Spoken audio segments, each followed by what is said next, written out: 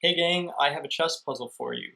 It was composed by Vladimir Nabokov, who, although best known for his novels, also composed chess problems and puzzles. He was also an accomplished lepidopterist, or collector and student of butterflies and moths. And actually, he worked at the American Museum of Natural History in Manhattan after arriving in New York following his and his family's tortuous and torturous odyssey across Europe from his birthplace in St. Petersburg.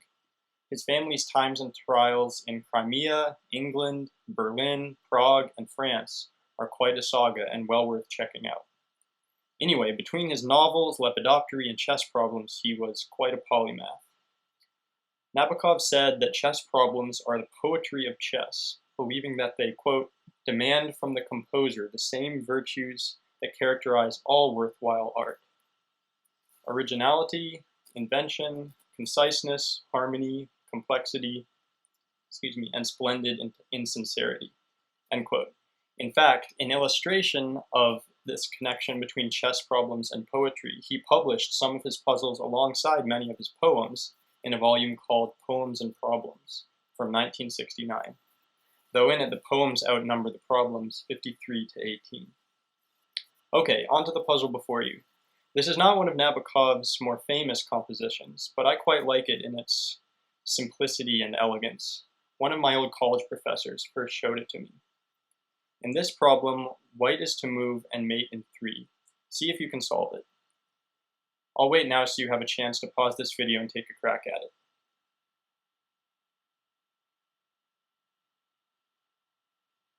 Okay, spoiler alert, I'm going to discuss the solution now, just so you're aware.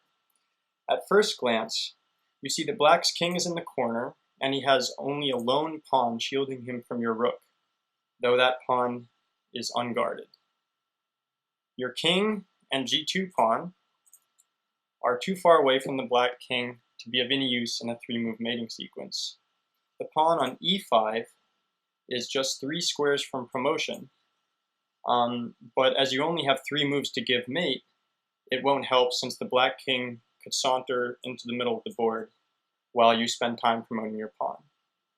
Perhaps if you were given 4 moves to mate and the white queen started on h3, you could make use of the e5 pawn by boxing in the black king with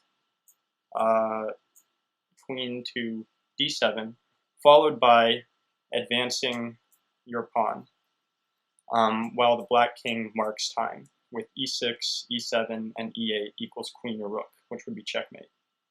But the starting conditions are mate in 3, and your queen starts on h2, so the e5 pawn really is also useless. In fact, observe how the white pawns really only serve to hem in your queen and delay more expedient mating sequences and combinations, though this does allow for the more aesthetically pleasing solution we are about to see. So with the king and pawns being useless, you are left to give mate with the rook and queen. The obvious rook takes a3 fails to deliver mate in the required 3 moves upon further examination. Play could go king b7, rook to c3, and king a6, but there's no mate on the next move here. Rook b1, instead, keeping the king on the a file as an attempted first move, also fails after a2, which would force white to either give a check or move the rook to avoid a takes b1 with advantage to black on the next move. So as white, you could try queen to h8 check, followed by king a7, and after queen b8 and king a6, we are 1 move too slow. So both of those initial options sort of fail. They really fail. So the correct way is to try to pin the black king not against the side of the board, but against the back of the board with queen to h7. You see how she really cuts the king here. Now there are only 2 legal moves available to black, both of which lead to mate 2 moves hence. I'll show the more boring one first. If king b8 is tried, then rook takes a3, king c8 is forced, and rook to a8 is mate. But what if black tries the other move available to him? The only legal alternative to king b8, you saw it there. It's a2. After that, rook takes a2 is too slow, and giving a check with the queen on the 8th rank with queen g8 check or queen h8 check will only liberate the black king from the corner, giving him far too many escape squares. So the key move to find here is queen to b1, taking advantage of the pin on black's pawn.